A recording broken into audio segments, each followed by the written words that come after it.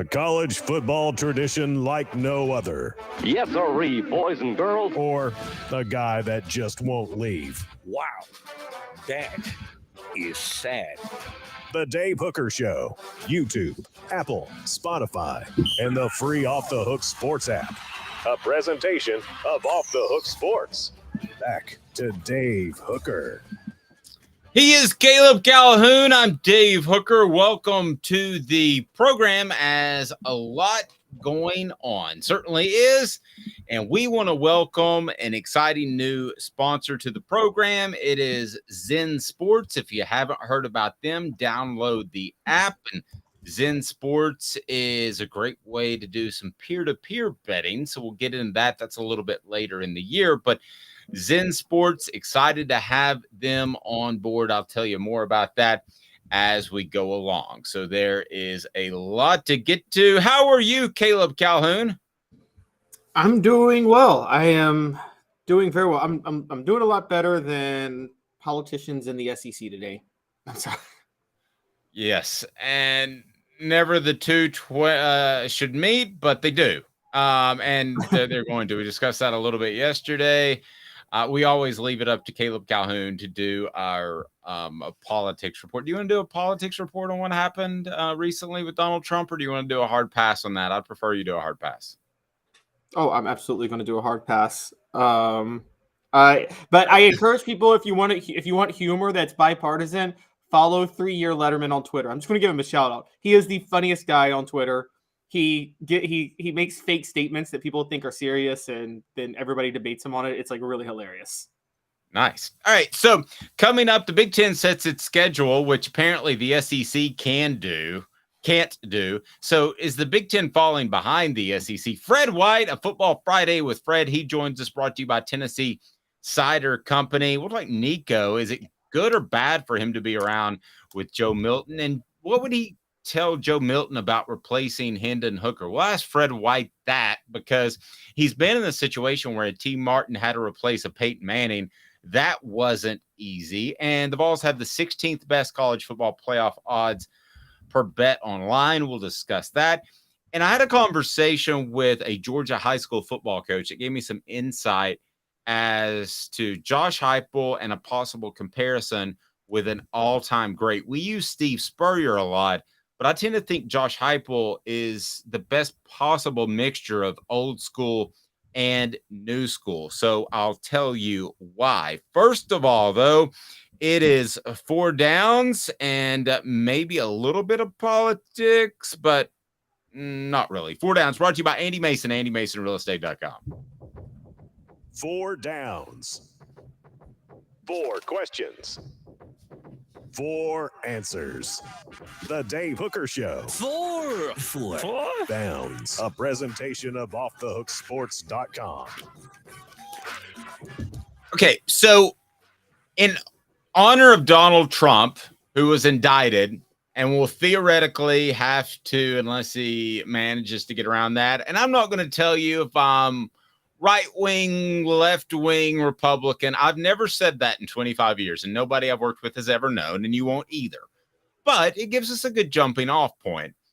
If there was any one person in Tennessee athletics that you could have under oath, and they have to be 100% honest, who are you sitting down? Who is under oath, and they have to be honest? They cannot throw you some rigmarole. We're not getting political. We're not. But if there's one former Vol, Tom, I promise you that.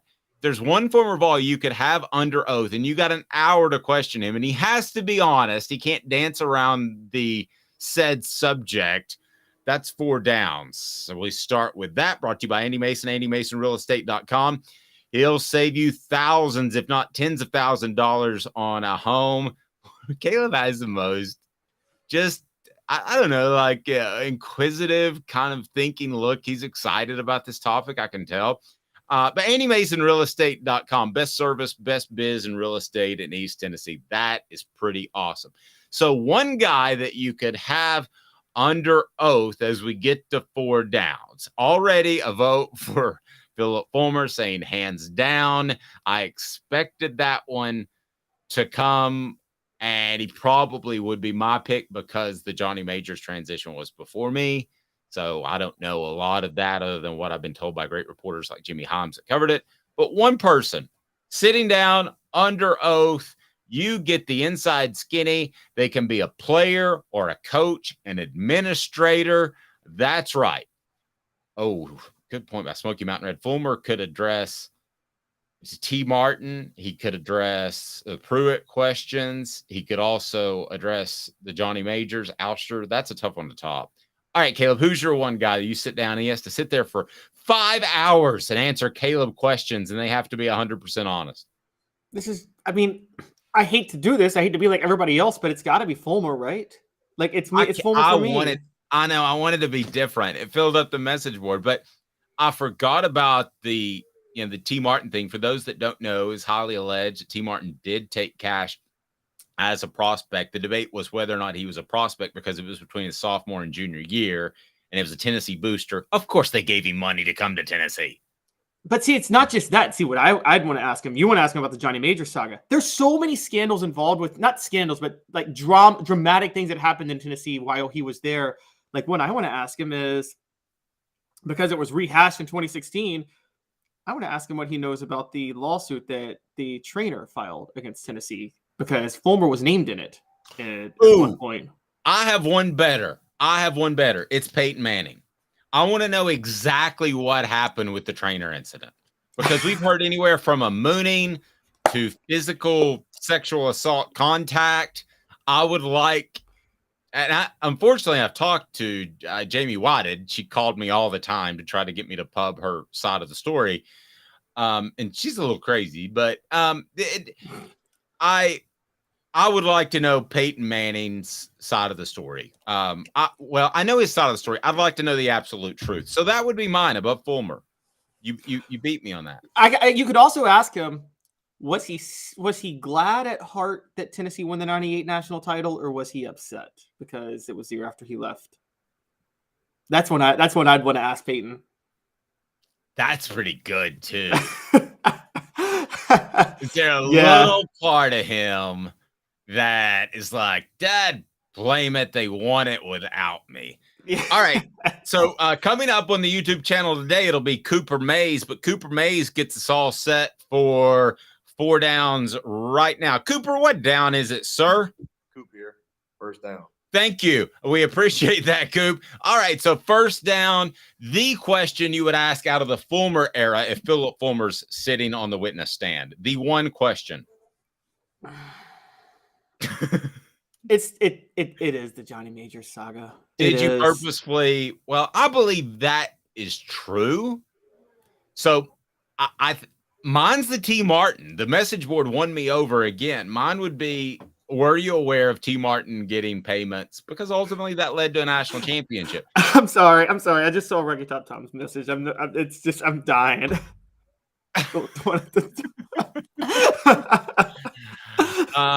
Yeah. Rocky Top says he'd be over the moon for Tennessee to win one, referring to the mooning incident. So one question during the Philip Fulmer era, what would you ask Philip? Okay, I'm going to ask him this. Were you purposely splitting Tennessee apart in 1992 to get the head coaching job? Did you maybe throw a game here or there against Arkansas or South Carolina? Okay. I don't think he did that. I wouldn't go with that verbiage, but I would be interested.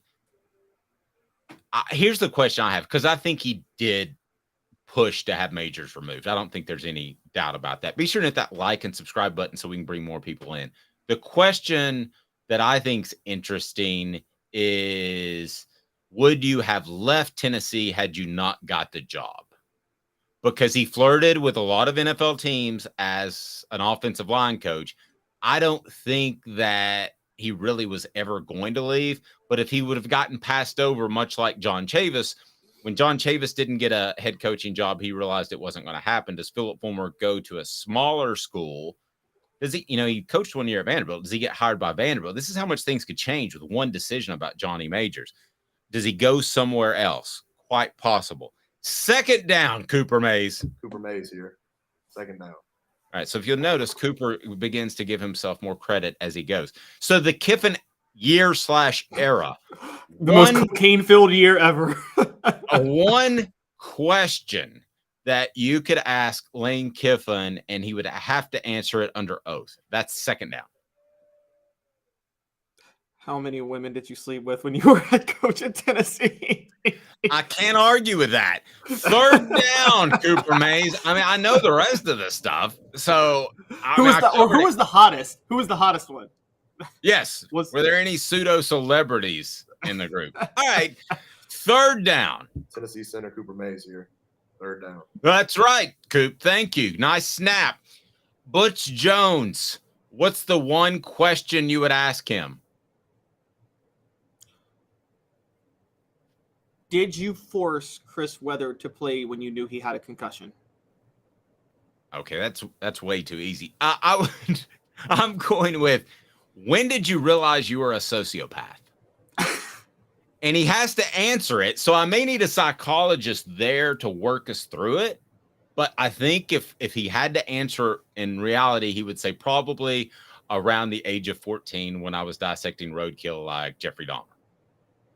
I would say, I would actually do one better. I would be like, hey, you're on the stand, but you have to count to 14 for me. Because, when he went for the extra point instead of went for 2 against Florida because he didn't know the difference between 13 and 14 points. Yes. All right, Cooper, it's a possession down. By the way, when Cooper and I were doing these drops, I told him, I said, possession down, fourth down. He goes, what's a possession down? Am I the only one that's heard that term? Have you heard that term, Caleb? Yes, but I didn't actually know what it meant, funny enough. So yeah, it's if you lose that down, you lose possession. So fourth down. Anyway. All SEC center Cooper Mays here. Fourth down. Thank you, Coop. The Pruitt era, the one question you would ask. I mean, the obvious one is, how many players did you pay? Yeah. Yeah, I would ask that. And the other question, why did you get your wife involved?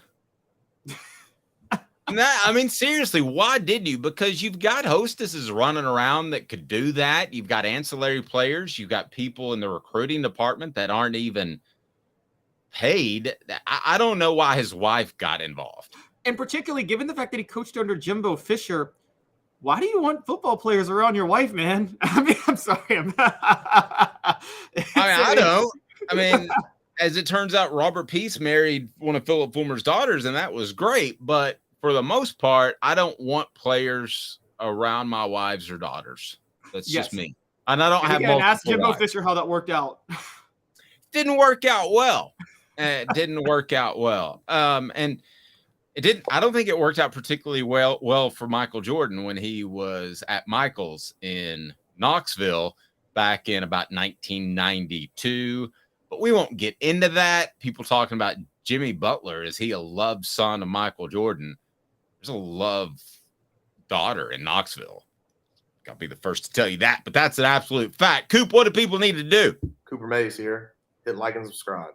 Well, absolutely do that. And it's time for What the H? And it's brought to you by Kraft Treats. Why does the Big Ten suddenly seem more competent than the SEC? Hit that like and subscribe button.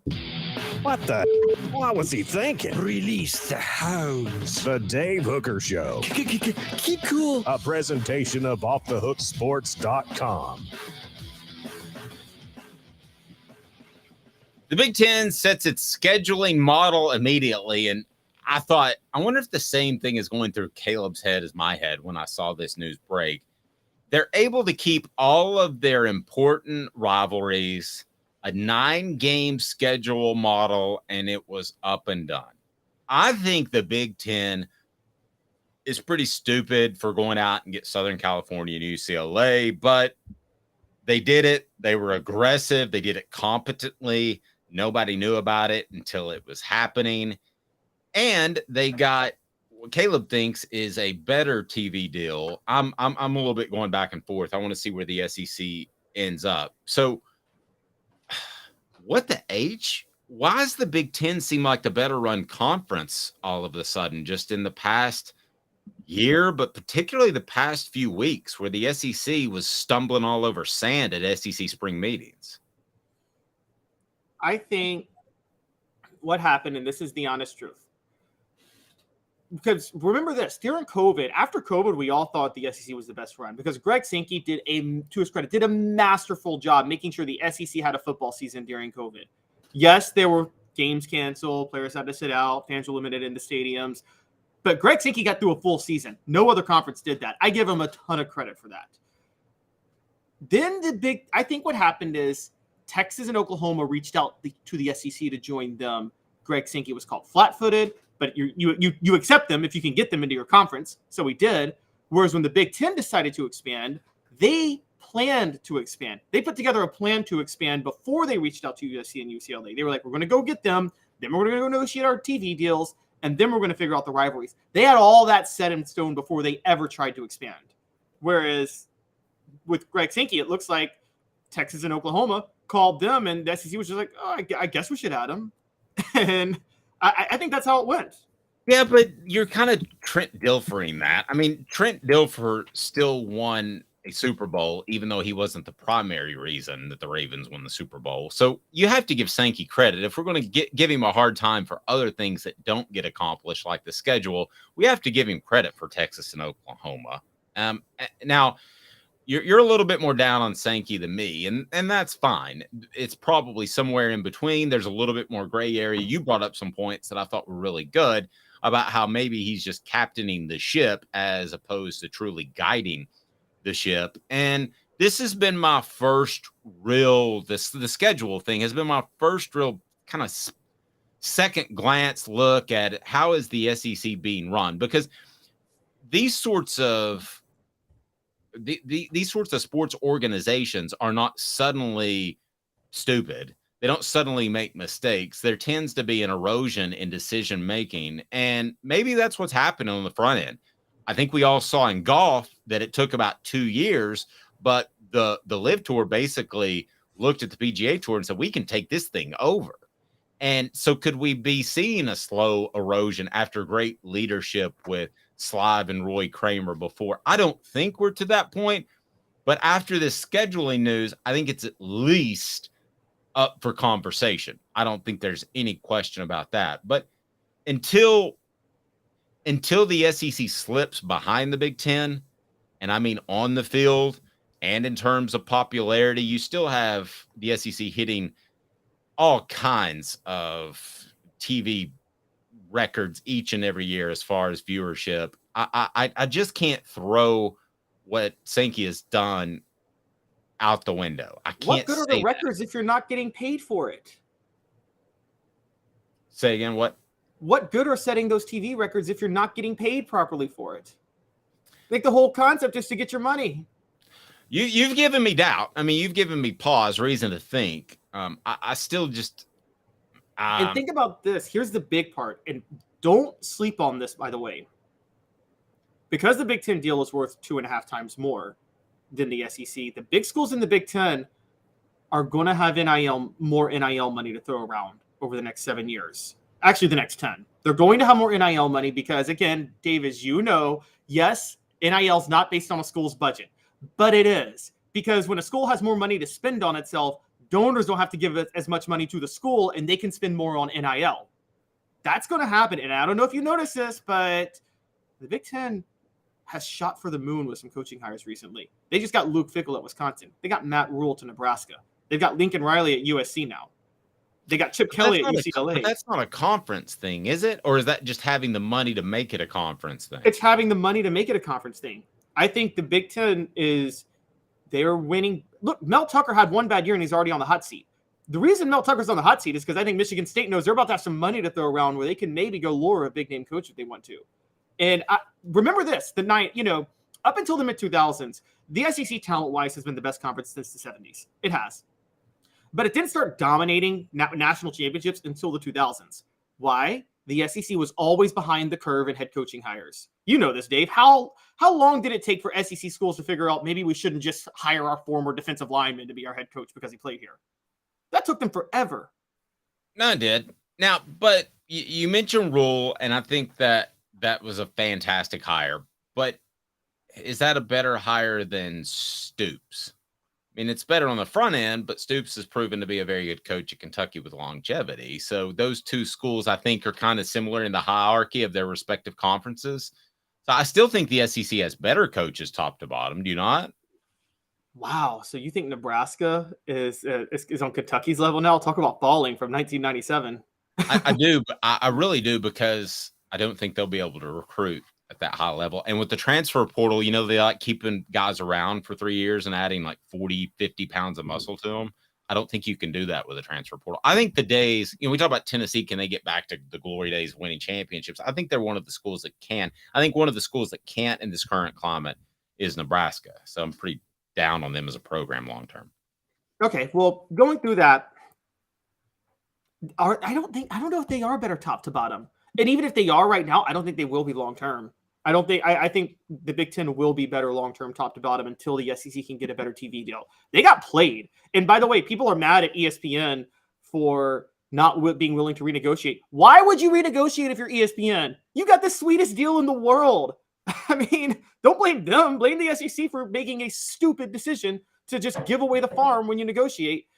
And it's going to come back to bite them. I mean, I thought Paul Chris was a lifer at Wisconsin. I thought he was going to be a lifetime coach. For Wisconsin to force him out to go get Luke Fickell, that is a big, big deal. And let's not forget, you talk about great coaches. We got questions about Arkansas's head coach and Sam Pittman. We got questions about Mississippi State's new head coach. We got questions about Jimbo Fisher. We've got questions about Eli Drinkwitz, Shane Beamer, and Billy Napier. Yes, you mentioned Kentucky. I think Mark Stoops. I mean, if you put me on a lie detector test, I might consider Mark Stoops a top 4 coach in the SEC, given what he's done at Kentucky. So that's like the high end. No, I would too. Top to bottom, though, I would still take SEC's coaches. Now, the money could change things, but the other question, as far as when we talk about coaches, that somebody had a great point about is a couple of those guys. If you could ask them in the Big Ten, going back to Urban Meyer and Joe Paterno for our Donald Trump question, wouldn't you like to have them sit down and have to answer serious questions? Well, Joe Paterno, was lucky he passed away when he did, because otherwise he would have had to answer some serious questions. Lucky? I've never heard that term. You're lucky you passed away when you did. Otherwise, he would have been indicted and he would have had to testify under oath, because there was the free report that came out that next summer. Well, I agree. I just don't think a lot of people say, boy, that lucky's a weird term to use, Caleb, to say, oh, we love grandma. Lucky she passed away when she did. Fred White coming up next.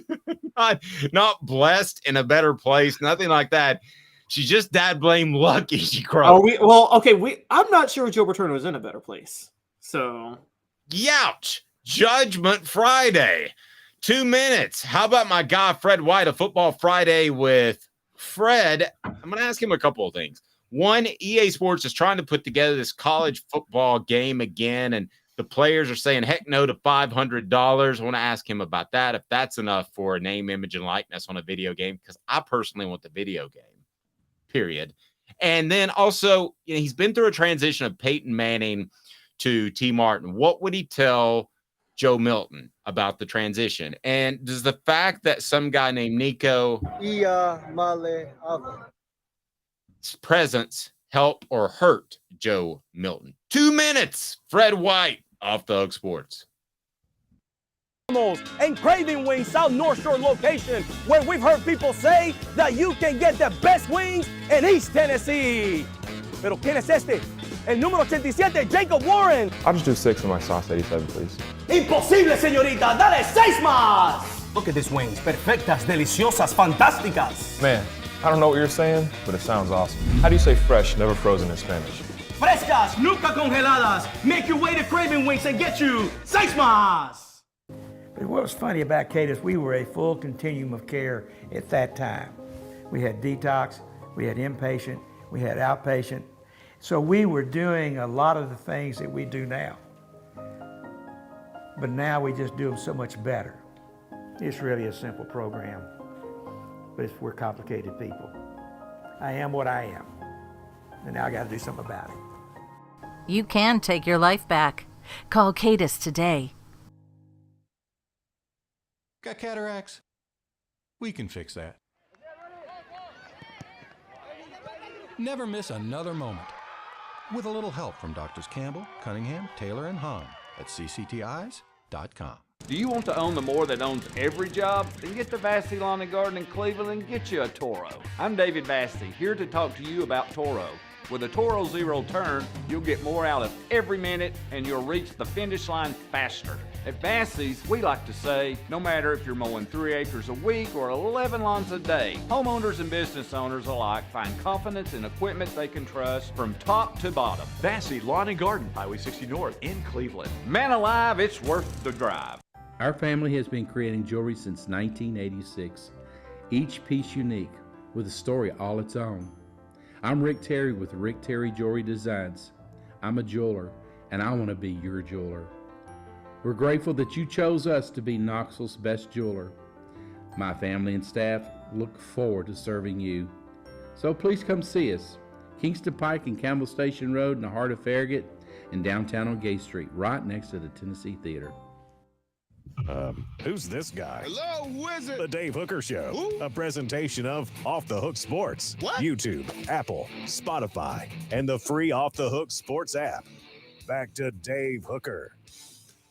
All right, here we go. We want to bring in Fred White, DFL safety, part of the Celebrate 98 series. His appearance brought to you in part by Tennessee Cider Company. Use the HAT promo code, and you get some free swag, and you can order the cider almost anywhere that you are listening or watching this program, and it is awesome. Fred, happy Friday. How are you, sir? I'm doing good, Dave. How about yourself? I'm well. Football Friday with Fred today brought to you in part by Craft Treats as well. Go to crafttreats.com. If you got a pet that's troubled by arthritis, digestive issues, or even anxiety, they have the CBD derivative chill pills that will help your pet. Also, they have great pet treats across the board. Use the promo code Off the Hook to get 20% off. Pretty good stuff. All right, Fred. So the whole NIL thing started with the usage of name, image, and likeness on video games. It's basically Ed O'Bannon with UCLA started the lawsuit, and that's what got everything going. So now we're trying to. And you and I have played video games before. I think we always played the NFL version, the Madden version. But nevertheless, I would love for the college football version to come back. So here is what they've worked out: is the players will get roughly $500 per. There's a lot of players. There's 85 scholarship guys. So you have to pay a lot of guys. But when I throw that number at you as a former player, that number, $500, what do you think? I mean, it was better than what we got. We got nothing. So, yeah. I mean, here's the thing. We talk about, so Celebrate 98 is something that we do, and it's been going well. And myself and Jermaine Copeland talked about how we had $200 between us to go to spring break. But everybody in the world could play our video game with our likeness on it and image on it, and we couldn't get $1. So, I mean, yeah, $500 would have been great to go to spring break with. Absolutely. Mm-hmm. So 500 is enough. If you had a vote at the table, you'd say that's good? Well, that depends, because here's the thing. You give Peyton Manning $500? Oh. You understand what I'm saying? Yeah. So guys that don't need it are getting it. Is that what you're saying?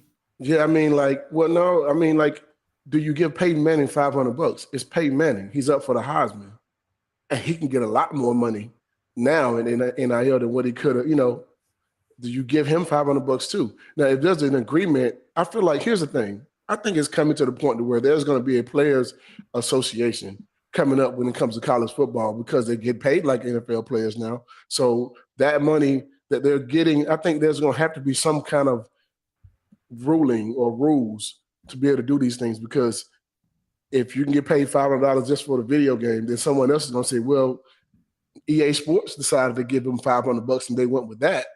So Coca-Cola might do the same, or, You follow what I'm saying? I mean, I think it depends on who you're dealing with and what you're dealing with. It's a lot different than what I thought it would be. Yeah, and I wonder too if it could splinter, if you could have an EA Sports and then another video game that kind of like the USFL did back in the day tries to get some of the biggest stars. A lot of people don't know that Charles Barkley's not on NBA Live, which I play with my son all the time because he chooses not to be because the money wasn't enough. So you could have people splinter off and do that. Fred, what you're saying is right. I mean, I want the video game, but I know the type of dollars that these guys are making, in particular Jacob and Cooper Mays, because they work with us. And $500 ain't a lot of money. I mean, it'd be nice to have, but it ain't a lot of money when they sold 130 million of Madden last year. Exactly. I mean, they open this door with this image, name, and likeness thing. When they open that door, be careful what you wish for. Because it's, if you can pay a guy $8 million to come play college football, the door is open. The gate is open for anything to happen at that point. So, there's no rules. It's like they're playing Wild Wild West right now. I mean, that's really what's happening. You can I can go offer a guy, we can go offer a guy $16 million if you wanted to, $20 million if you wanted to, because there's no cap, there's no limit, there's nothing that you can't do at that moment when it comes to offering them money. So I think there has to be a lot more ruling involved in order for it to get to the point of, there needs to be some kind of ruling. I mean, every sport that gets paid has a union. NHL has a union. MLS has a union. NBA has a union. Major League Baseball has a union. NFL football has a union. Anytime you're going to pay guys like they're playing these guys now, you need to have a union with rules. There has to be rules. If not, I don't know how long. I don't know what's going to happen with it. Yeah, Caleb, I don't think you can get the EA Sports college football game done without a union. I think you've got to have everybody agree to the 500. And if you don't have everybody, then it's not going to work. It's not. I think one way to save them money and they can pay players more money is it might be possible. We talk about going to a Power 2 in about 3 years in college football with the SEC and the Big Ten, each having like 25 teams. That's probably what they'll do. They'll just only have the SEC and the Big Ten conferences teams. So then they only have to pay out that many players, not 120, 130 teams, however many there are in college football right now. Fred, so do you think that NIL, and I know you think there needs to be some sort of union with rules, and I agree. Do you think that it's with NIL, there needs to be an understanding of players that some players are going to just get a lot more money in certain avenues than others? That is true. Yeah, I do. I think that's going to be the case. And I think players understand that. I mean, look at it. The quarterbacks are always going to be the guys who get paid. But there's going to come along a guy who is a Deion Sanders who's going to promote himself very well, and all of a sudden he's going to get paid like that. Here's the thing. You paying these guys coming from high school. Major League Baseball does it. Hockey does it. Football is coming right behind it, and there's no changing it. I see the thing that says if you want to get paid on the side, I see the comment, if you want to get paid, go to the pros. Hey, they're already in the pros now. The rule has been passed. Now these guys can get paid. So we're either going to have to get with it or not. It's going to happen. It's happening right now in front of us. And in 10 years, it's going to be completely different. Every guy on the team is going to make a lot of money. No, it's what's happening right now. No, I think you're right. And when the NIL came along, was there any resentment? Because I'm going to back Fred on this because, Fred, and if you watch the Celebrate 98 series, and this is both off the record and on the record, those guys didn't take money because they were afraid they would get in trouble. Mm-hmm. And I thought that everybody got money back in the day, but that's not the case. And I wonder, was there any resentment by some players when the NIL did finally come along that players were going to get paid? Because guys like Fred and a lot of other people are asked to do stuff free all the time. And I think that tenor was set by your time in college football where you couldn't get paid. So was there any resentment by former players? No, I'm happy they get paid. I'm happy they can. Because, okay, I'm from Griffin, Georgia. I couldn't get money to go home. I had to ride a bus. Greyhound bus. It cost me $25, and a lot of times I didn't have $25 to go home, man. I mean, you understand what I'm saying? So that's why I'm on campus at spring break, and I'm the only person there trying to figure out how I'm going to eat. But there's people wearing your jersey with your name on the back. Go figure that. Weird. But I don't get $1 from it. I don't get a penny, not even a penny. I mean, if I had gotten $20 from a jersey sale or $10, I'd have took $1. Hell, I took 50 cents. I mean, yeah. Levi asked us, do the NFL players get paid for their NIL in the NFL video game? Well, that's part of the thing, is that's part of the being the union. Yes, and the collective bargaining agreement. So in a way, yes, they get some money, but it's just part of their salary. It's not a separate endorsement type of thing. So let's talk some ball headed up this 2023 season. You have Joe Milton replacing Hendon Hooker. We have seen that happen before at Tennessee, where a quarterback takes Tennessee to kind of another level, and then in steps a guy that is unproven. That happened with Peyton Manning to T. Martin. Do you see any parallels there at all? No. I could go with that. Why not? Peyton Manning was the number 1 player picked in the draft. True. So coming behind that guy has a lot more pressure. He's the number 1 player picked in the draft. Now, I got a lot of respect for Hendon Hooker, but I got to see Hendon Hooker do it at the next level too. We know what Peyton Manning did, you know what I mean? But I look at it from a standpoint, I think you have good quarterbacks have come through here plenty of times. You've had Casey Clausen. You've had Tyler Bray. You had a lot of guys that played really good football at the University of Tennessee. Man, it's next up mentality. So if you see that as pressure, you probably shouldn't be playing quarterback. This is my thought. I mean, everybody doesn't think the same thing, but I look at it from a standpoint of, man, I'm a competitor. I want to go out and do better than what he did. Torrey Noel and Ray Austin were the guys who were in front of me. And Corey Gaines, I promise you, when I got on the football field, I wanted people to forget them. That by playing the way I played. That's my thought process. Everybody don't think like me, but I'm very competitive. When I walk through that room and when I'm walking on the football field, I want you to know I'm the best safety done played on that field. That's my thought process. Now, there's some guys that are better than me. Eric Berry was amazing. So is Dale Carter and also Deion Grant. But I think I can hold my own with anybody. And when those guys left, I was like, it's my time to show what I can do. Plain and simple. Yep. It's kind of the whole corporate thing. You always want the CEO that replaces you to basically be a massive failure. It makes you look a little bit better in retrospect, right? Yeah, it does. But it's, for me, it's like, I remember the guys telling us back in the day, and it was part of Tennessee culture, right? It was one of the reasons why we won. If you were a senior, leave your position in a better place than what it was when you got it. So you teach the guy behind you everything you know so he can be better than what you were. That's the whole thought process of trying to keep the program going in the right direction and also keeping your winning program together. That's part of culture, period. That's your locker room. That's on the football field. You teach those guys the right way to do it so that they can understand, hey, man, this is how you do it, but you add your own to it to make it better. Yep. So, Fred, building off that, would you say that T. Martin, because I had a joke in the first segment, I'm like, I wonder how Peyton Manning feels if they won the national title after they left. But do you think that's do you think that's actually a good representation of Peyton Manning's legacy, that he left the situation for the quarterback situation better than when he found it, even though he wasn't there to win the national title? He left the university in a better place, period. When Peyton Manning signed on as a quarterback at the University of Tennessee, and his freshman year, you think they got the #1 recruiting class without Peyton Manning? You think some of those top 5 receivers would have came to Tennessee if Peyton Manning wasn't the guy who signed on the dotted line? He created a whole windstorm of talent coming to Tennessee. I mean, you listen to Jamal Lewis and I talk to him all the time about this.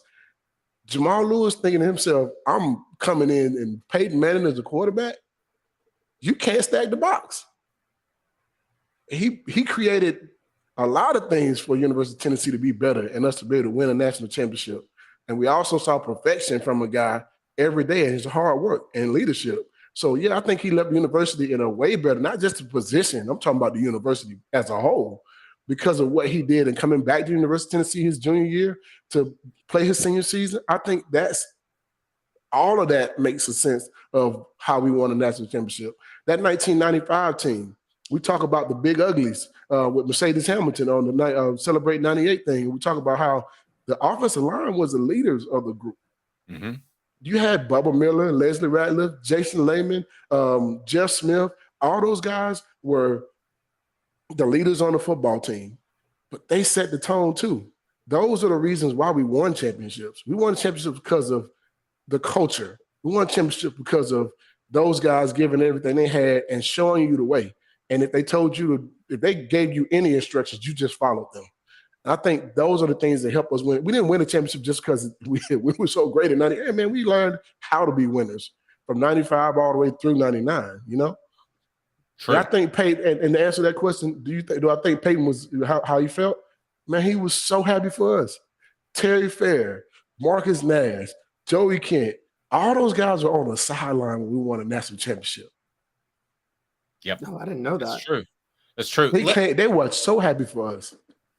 Let me ask you this, Fred. So somebody told me within Tennessee's football program that if Joe Milton was even thinking about slacking, that when Nico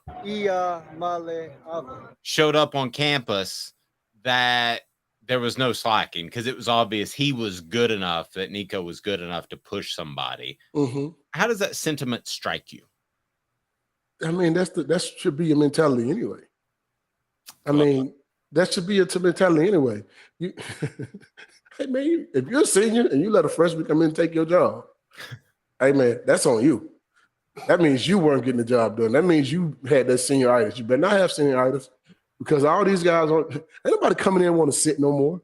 Name a player that wants to come in and not play as a freshman. I can't name one. I'll share a story with you about Steve Caldwell, who I love. I thought he was a great guy. But I remember asking him one time shortly after signing day at a spring practice. This is when I learned quickly kind of that freshmen aren't expected to do anything. I said, well, some of these guys that you have at defensive end, do they get motivated by signing the guys you had, which are 4- and 5-star guys? He goes, good gracious, if they need to get motivated by incoming freshmen, we've got a problem, Dave. You got a real problem. You got a real problem. And the other part of that is someone told me this a long time ago when I was getting recruited, and it still holds the same to me today. If you see a football team that has a lot of freshmen starting, or that you can come in and start as a freshman, your team is probably not that good. It's either your team is probably not that good, or you got to be the most exceptional freshman that I've ever seen. I mean, you think about it, from 1995 to 1999, my time at UT, I know one freshman that made an impact. One. His name was Jamal Lewis. He was the only freshman that came in that was ready to play immediately. That's it.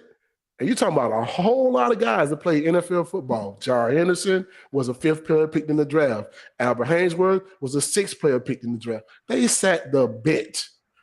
You understand what I'm saying? They sat the bench for a whole season, bro. They weren't ready to play. So I don't put a lot of stock in freshmen. I put a lot of stock in the guys. I mean, you may get a guy every now and then that can come in and do it, but those are generational type players. If you come into the SEC and you can start as a freshman, you better be a dog. You gotta be a dog. That's the only way for you to get on the football field. Yeah. And Drunken Ray Golf, which you can learn more about Drunken Ray Golf on the Mercedes Hamilton Celebrate 98, which is going to drop today. Drunken Ray explaining Golf, so much why so many of you guys didn't commit to Georgia in the 90s. Yes. Drunken Ray Golf, like Jasper Sanks over Jamal Lewis, and may or may not have shown up at Mercedes Hamilton's home to recruit him, heavily intoxicated. But I remember going to Georgia's football camp, and he was the head coach. And I'll never forget myself and Takeo Spikes. And you don't know who Takeo Spikes is, you need to Google him. Oh, I do. I know. I think he's going to be a Hall of Famer. He's going to be a college Hall of Famer coming up, and I think he's going to be a Hall of Famer in the NFL too at some point. Listen, we went to the football camp at Georgia. I never forget, we were the last 2 guys that they interviewed, right? Well, talked to the head coach during the camp. And I never forget this. I'm thinking, I know they're going to offer us. Man, everybody that came out of that room got an offer, with the exception of 3 players. And I couldn't believe it. I remember Takeo walking out of that room, and he was like, They didn't even offer me. So who were the 3 that didn't get offered? Ryan Taylor, he was a number 2 linebacker in the state of Georgia. He went to Auburn. Takeo Spikes and myself. We were the only 3 that didn't get we were the only 3 players that didn't get an offer. Wow. Yeah. Mm-hmm. And 2 years later, you Couldn't guys were playing each other in the SEC championship game. Exactly. I literally couldn't believe it. Was like I remember telling my coach, I was like, they offered me a scholarship, I accepted. I grew up a Georgia football fan. I mean, go figure. You live in the state of Georgia, how you not one, right? Yeah. And I just remember when that happened, the DB coach told my high school coach, well, we just signed 4 players like him the year before. And I remember looking at my coach, and I told him, man, they don't have not one player on their team like me. I played against all the guys that they signed, and not one of them were better than me. I beat them in every sport. Football, basketball, we beat them in track, beat them in baseball. They never won a game against me. So drunken Ray Goff. Fred, this is all you can do is shake your head and say drunken Ray Goff. By the way, he's not even coaching anymore. He went 46-34-1 at Georgia. I mean, good Lord. Fred, you and I could assemble a football coaching staff and go slightly above 500 tomorrow at Georgia. With the players he had on that squad, on those teams, absolutely. Our record would be better than that, for sure. Drunken Ray Goff. But I'm happy.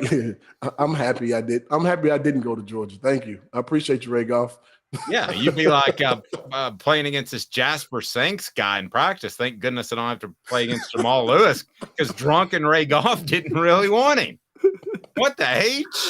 All right, Caleb, go ahead. Fred, drunken Ray Goff. We were thinking to ourselves, you mean to tell me there's a running back better than Jamal Lewis? We got to see this guy. We gotta get Ray Goff on the show at some point and just all sit there and be quiet and not say anything. And at the end, we have him on him, drunken Ray Goff. Hey, and offer him some Tennessee cider, man. We can get you a free ad with a promo code. Go to tnsideyourcompany.com. All right, Caleb, roll, my man. Well, I mean, I will say there's quite a few coaches in the past who liked the sauce and won national championships and were able to do that. Well, Marlon Wallace would have been a Vol instead of a Georgia Bulldog had a certain coach not thought it'd be best to GEAUX go to his home with a few pops in him. Do we know who I'm talking about, Fred? What is that, guys? Yeah. I know who that is. Okay. I'm just leaving that right there. And his grandmother said, you get the H out of my house. And then Marlon Wallace went from a Tennessee lean to a Georgia commit in a matter of like 4 days. Wow. Sorry. Go ahead, Ken. Wow. Fred, thinking of recruiting and all of this, on a little more serious note, because we were talking about playing time and things like this, what does it say to you about players who do you want recruits? Is it a red flag if they commit elsewhere because they're worried about playing time? And the example I give is, Peyton Manning committed to Tennessee knowing he'd have to compete with Brandon Stewart. Eric Ainge and Brent Schaefer committed knowing they'd have to compete with each other. But the same year Ainge and Schaefer committed, Brian Brom would have committed to Tennessee, but decided to go to Louisville because I don't think he wanted to compete with them for playing time. Is that a red flag when a quarterback or anybody commits elsewhere because they're scared of competing? No, I don't know if it's scared of competing. If somebody already has 2 quarterbacks on there coming in that class, I don't think I would be the third one. I mean, I'd find a way to go somewhere where they're having just one other quarterback. But as a football team, you want to have multiple quarterbacks, absolutely. You want to have at least 2 quarterbacks in each class, in my opinion. But if I'm a player now, for instance, when I was coming out, I knew everyone's roster. They would send you those books and have every player on there. And I asked about every last DB. I wanted to know who they were, what they were, and who you were bringing in. And I remember having conversations back when I came out the same year that Charles Woodson came out the same year that Fernando Bryant came out. And we were the top 3 corners in the country. Charles Woodson was definitely number 1. I wasn't going to go to Michigan when they had 2 of the top 5 corners in the country coming out, when I can go to the SEC team and say, okay, Tennessee's how many DBs they're signing. They only signed 2, myself and Al Wilson. That was it. So you look at Alabama, they signed 4 DBs. Auburn signed 4 DBs. Florida State signed 5 DBs. I mean, go figure. This is a process of elimination. Yeah. You know who wouldn't take Charles Woodson? Drunken Ray Goff. You can keep stepping in the Big Ten because we're good on DBs. We've turned down all the good ones. Hell, we'll turn you down too. Yeah. Question: Who was a worse coach, Ray Goff or Mike DeBose? Drunken Ray Goff or sober Ray Goff? Ray Goff or Mike? I mean, they're very close. Drunken Ray Goff's 1B. And sober Ray Goff's a slightly 1A. The other thing I wanted to get to, so, and this is way off topic, but we're talking quarterbacks and Drunken Ray Goff. And Chris Sims said something that has popped into my head way back in his recruitment. So he's considering Tennessee, committed to Tennessee at one time in 1999. And so this Celebrate 98 series, I've learned so much about the unity. And we had Jeff Hall on. We're going to drop that one this weekend. Jeff Hall, in case you didn't know, it is a Caucasian man. And then a lot of players that were on Tennessee's team were not Caucasian men. But I remember Chris Sims saying at the time, he said part of the reason, this is after he was at Texas, and he said part of the reason I didn't go to Tennessee is because I felt like they were racially divided.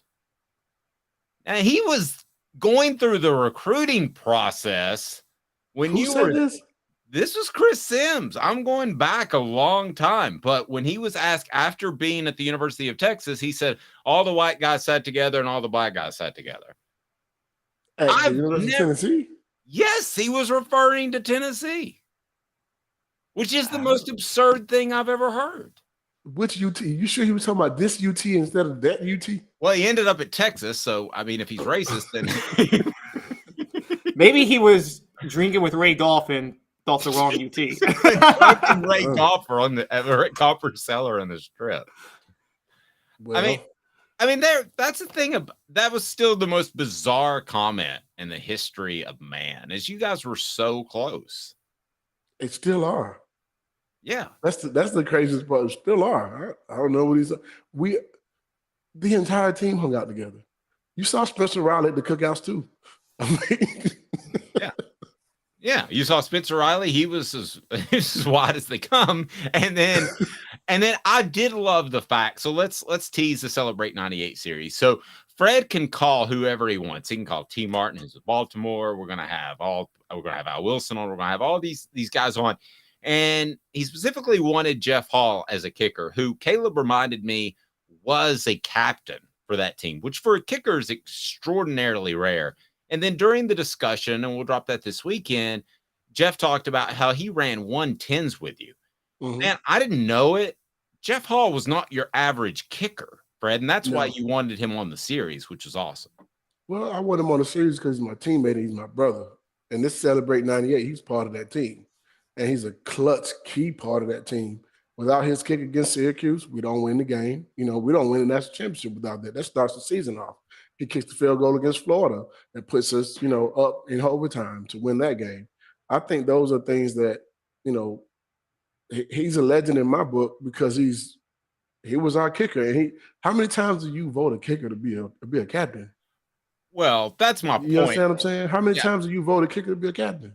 Yeah, 25 years from now, if I'm doing Let's Do 22, Chase McGrath is not going to be on the group of guys, the list that I'm going to interview. Sorry.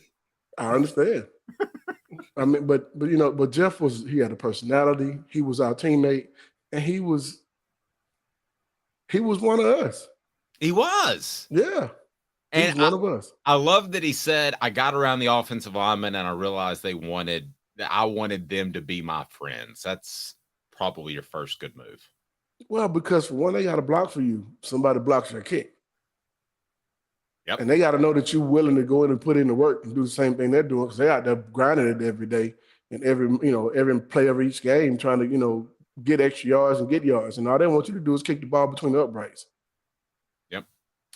I didn't get a chance to tell you this, but Jeff ran the 110s. For those that don't know, you run 110 yards, and then you've got how long of a break in between? 30 seconds. 30 seconds. You run 110s again, 110. So you run 10 110s is how the drill usually works. Jeff texted me last night and said he was actually faster than you. If you believe that, I got some oceanfront land for you in Idaho. And in Lithonia. But he was probably the most athletic kicker in modern day Tennessee football history. I mean, Jeff was an athlete, man. He worked out hard. I mean, we didn't expect for him to work out like he did, but he did. I mean, so what you're saying is that was impressive. What you're saying is if he's out on the strip by himself and a regular fan starts a fight with him, he could win the fight. If a regular fan started a fight with Jeff Hall, they better hope nobody else on the team sees it. Yeah, I'd be more worried about the second wave coming. Led by Fred White is what I would be. They better hope nobody on the team sees it. You touch Jeff Hall, you want to. It's not going to go well for that dude. All right, Fred, if people need insurance in the Georgia area, you're going to expand to Tennessee pretty soon. But if people need insurance, how do they get in touch with you? Because they'll be in good hands. Well, you can give us a phone call at 770-381-0367. You can also look us up on every social media platform there is: Twitter, Facebook, Instagram. Just search for Fred White Allstate, and we're there. Google us, we're there as well. You can actually do your own quotes online without even talking to us. We're willing to help you do anything we can help with, educate, give you answers on things you may not know, even if you don't go with us. Our whole goal is to make sure that you're educated when you leave our office or when you leave from talking to us. We want to be able to help, and definitely you'll be in good hands. Just like Benson Scott had good hands for holding that ball for Jeff Hall. I saw that over there. That's my buddy too. That's true. He has a son that plays some baseball that he's going to be really good. Jeff or Benson or both? Benson, both. Jeff's kid's a little younger, but Benson's son is going to be, I think he's a UT commit. Mm-hmm. Yeah. Okay. Well, good stuff. Yeah. And then you always got Bobby Scott, who's fantastic, who gives great insight to football, but starts every answer to a question with, well, you know. Leave Bobby alone, man. I love Bobby. Explain relativity, Bobby. The theory of relativity. Well, you know, E equals MC squared. And I mean, his answers are always great, but he starts it with, well, you know. I had great stuff. Hilarious. And we'll talk to you soon. I appreciate you. All right, man. You guys have a good one. Go Vols. Thank you, buddy. And I'm not ripping Chase McGrath on the message board at all, but here's people that don't know: when you go to practice, most of the time the specialists, the punters and the kickers, are literally over there playing Frisbee on another field during practice. Jeff Hall would come out there and run with the guys and stretch with the guys. That's not common. I don't know if Chase McGrath did that specifically. He did hit the field goal against Alabama, which makes him a legend. I agree with that. But it was a knuckler, though. It wasn't a pretty kick. It wasn't a pretty kick. You're never going to have a Jeff Hall. And Jeff brought this point up.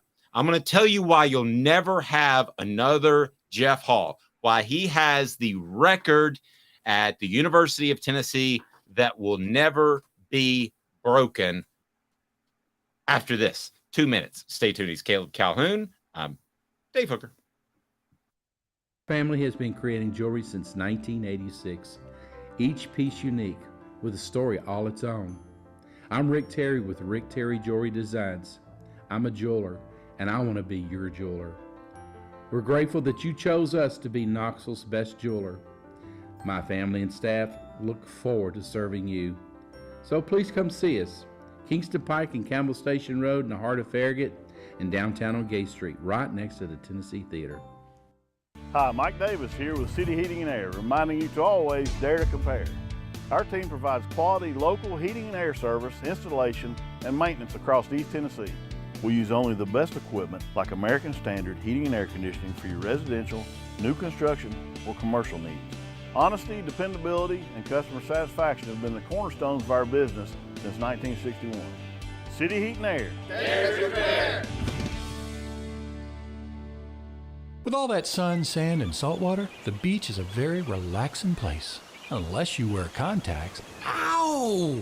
Open your eyes to the best the beach has to offer with LASIK vision correction from Campbell Cunningham Laser Center. Ah. Do you want to own the more that owns every job? Then get to Vassy Lawn and Garden in Cleveland and get you a Toro. I'm David Vassy, here to talk to you about Toro.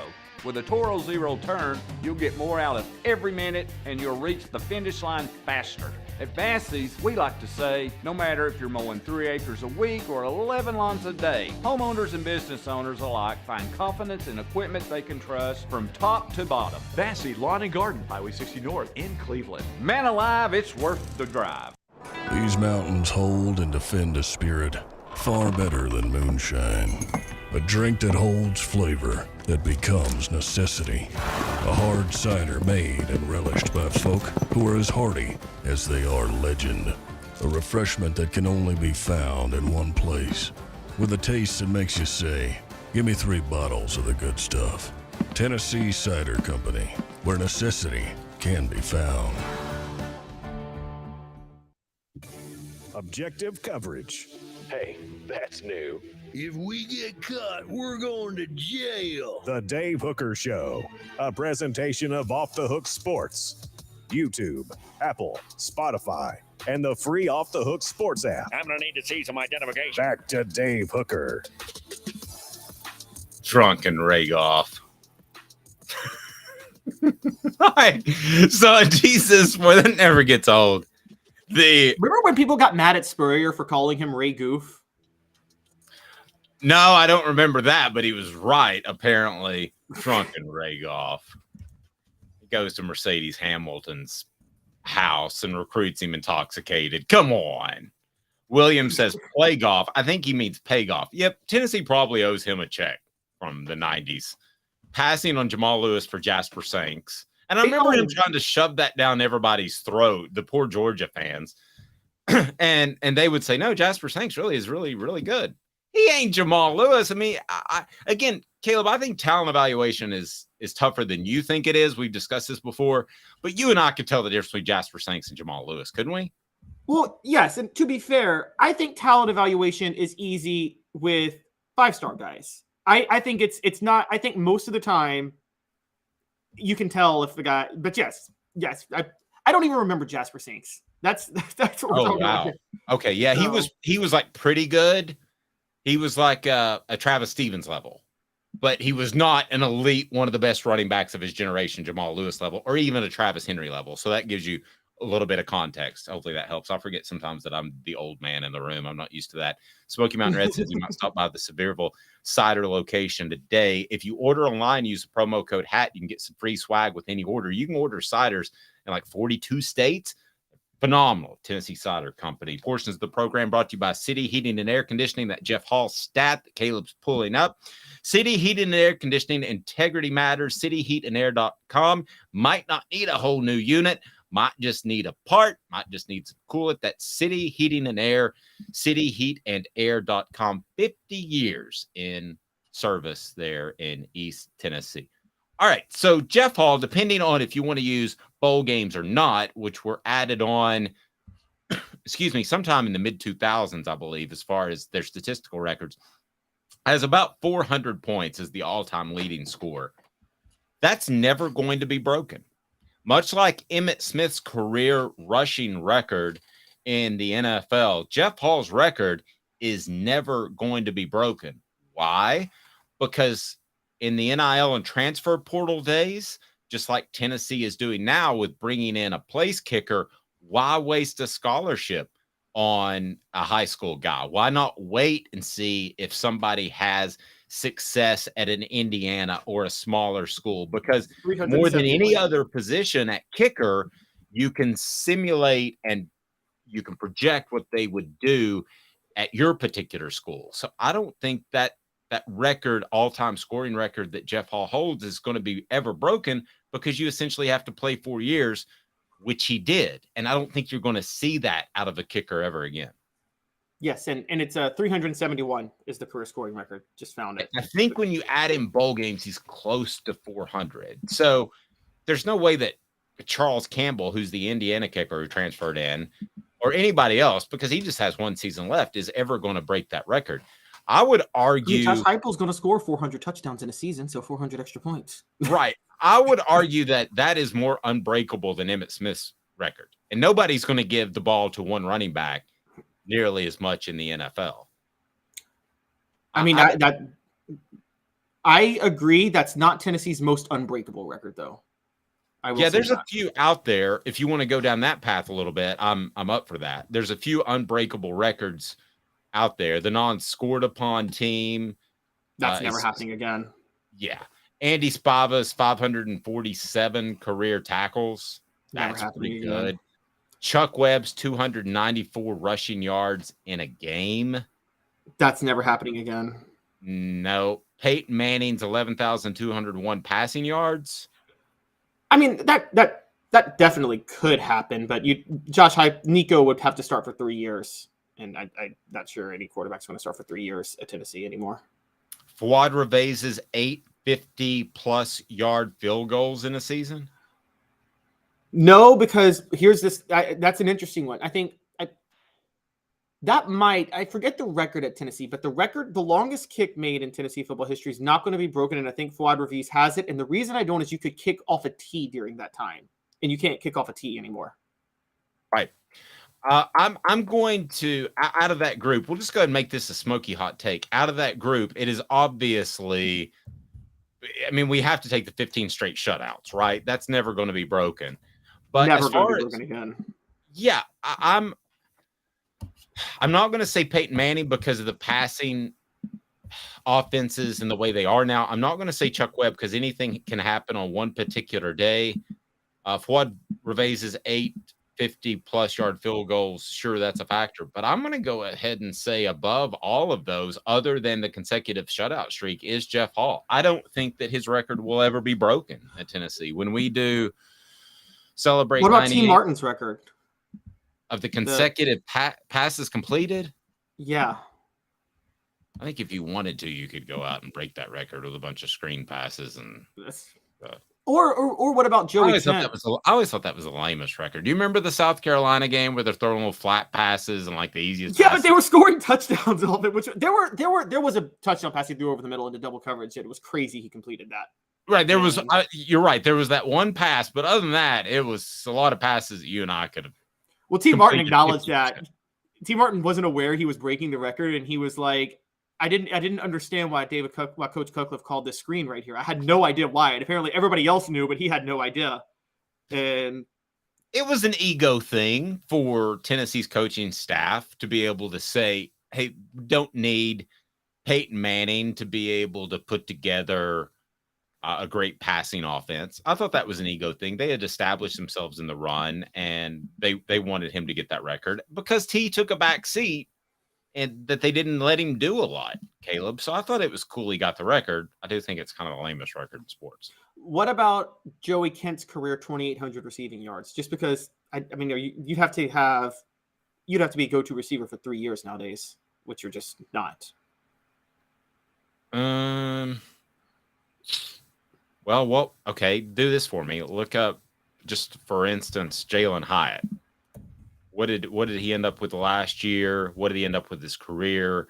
He did have a question whether or not he was coming back for another year. So Kent's record is what again? 28-14.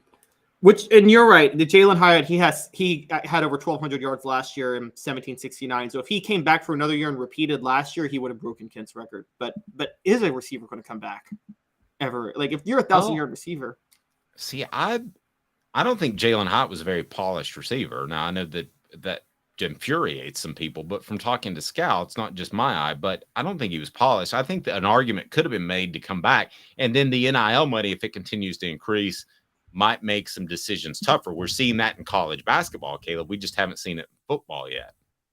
True. Reggie White's 15 sacks. I mean, that could be broken, but I just think Reggie White was such a special player. You had like theoretically, I don't think you're ever going to get another Reggie White. So smoky hot take, you got to pick one record other than the consecutive shutout that will not be broken. One record other than the consecutive shutout record that will not be broken. And you're going with Jeff Hall's career points. Yes. I'm going with Vlad Revisa's 60-yard field goal. And the reason... No. He 8 50-yard field goals in a season, but he has the all-time length record because he hit a 60-yarder. Okay, so that surprises me to go there because I could see at the end of the half somebody taking a shot at a 62 or 61.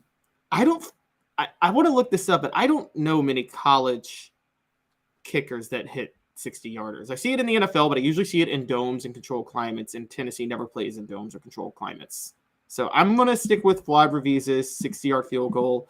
Oh, actually, no. I take that back. No. It's Andy Spivak's 547 career tackles. That's never going to be broken because of the way they measure tackles nowadays. Is totally different from back then. Right. And Mr. Jones pointed out Derek Barnett broke the sack record, but Caleb was referring to the single season sack record. Yeah, so single season sack record. Yeah, Derek Barnett broke Reggie White's career sack record, but we were talking about the single season record. So I bumped into a gentleman yesterday who had a great comparison, I thought, for Josh Heupel to an all-time great. And we've gone down the Steve Spurrier road, haven't we? We've done that quite a bit. But here's the road he went down. And I wanted to bounce this off you, particularly, Caleb, because you were such a football historian. He said Bobby Dodd.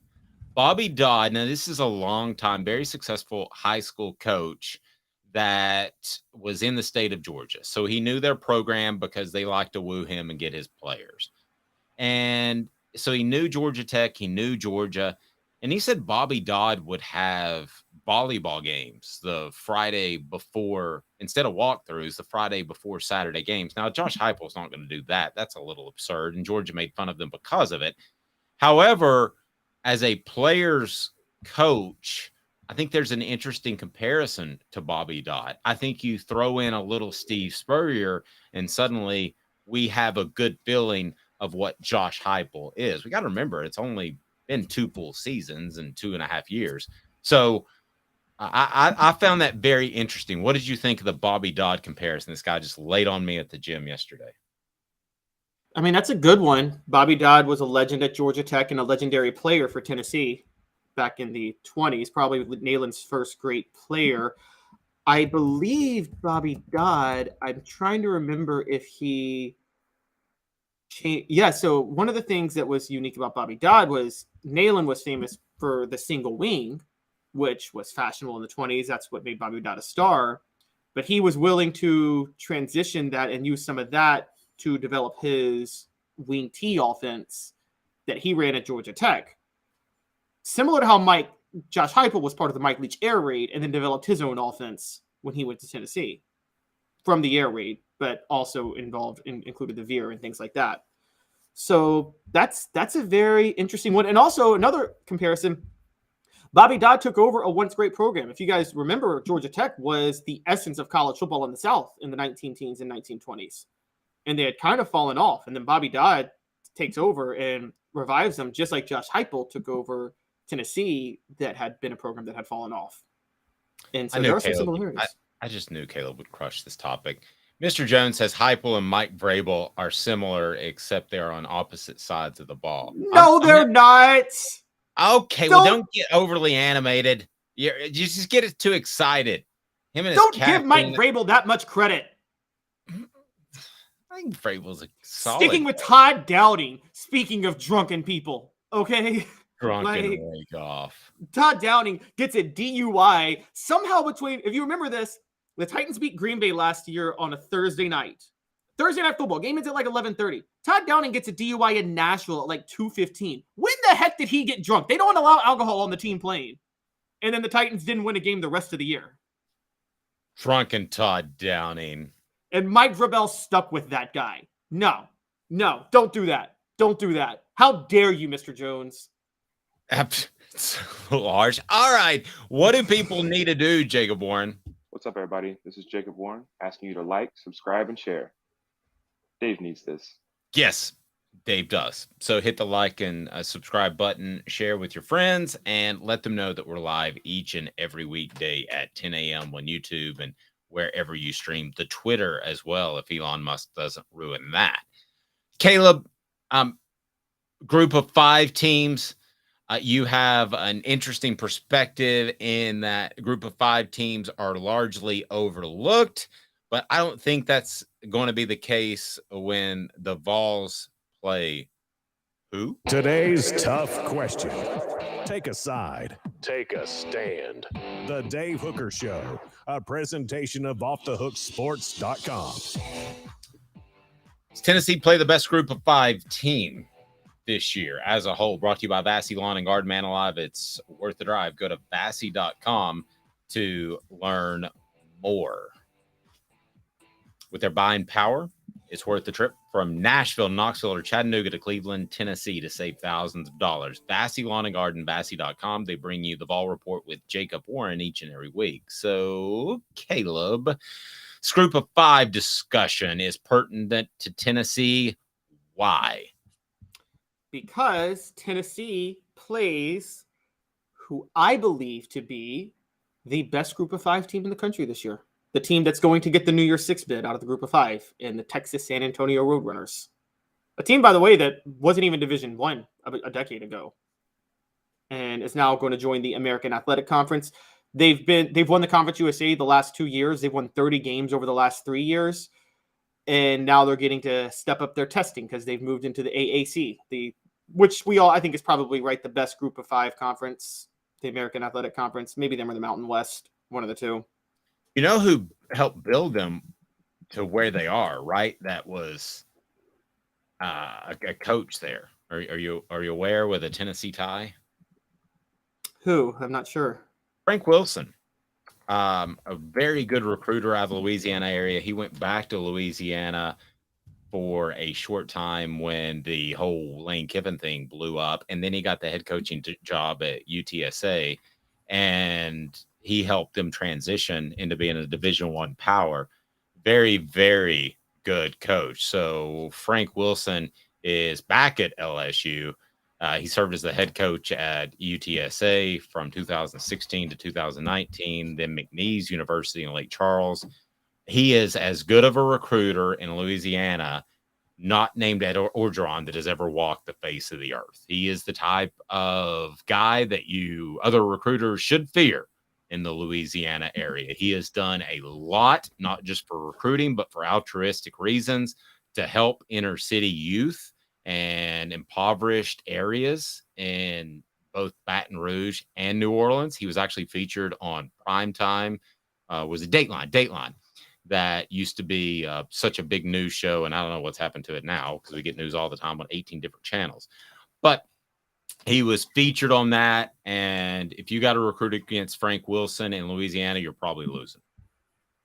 Intriguing. Did not know that. Well, he's at McNeese State now at a lower level, so it'll be interesting to see how that goes. I feel like if you're coaching one of the smaller schools in Louisiana, not LSU or anything, but I feel like it's easy to recruit at the lower level. I feel like you just need gas money. Well, You're going to find guy. He's back at LSU. He's the associate head coach and running backs coach at LSU now.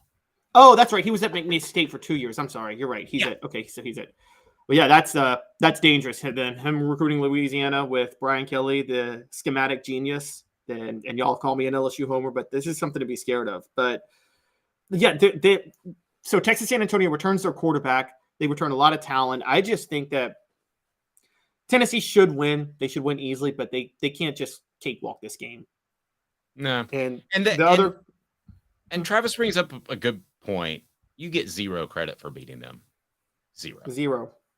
I mean, it's one of those where I don't know why you schedule it. You knew Texas San Antonio was a program on the rise. This was back in the it's kind of like back in the day where, Memphis was the one school that Tennessee would schedule a home and home with football-wise because they wanted the recruiting edge in basketball. So it was kind of an agreement there.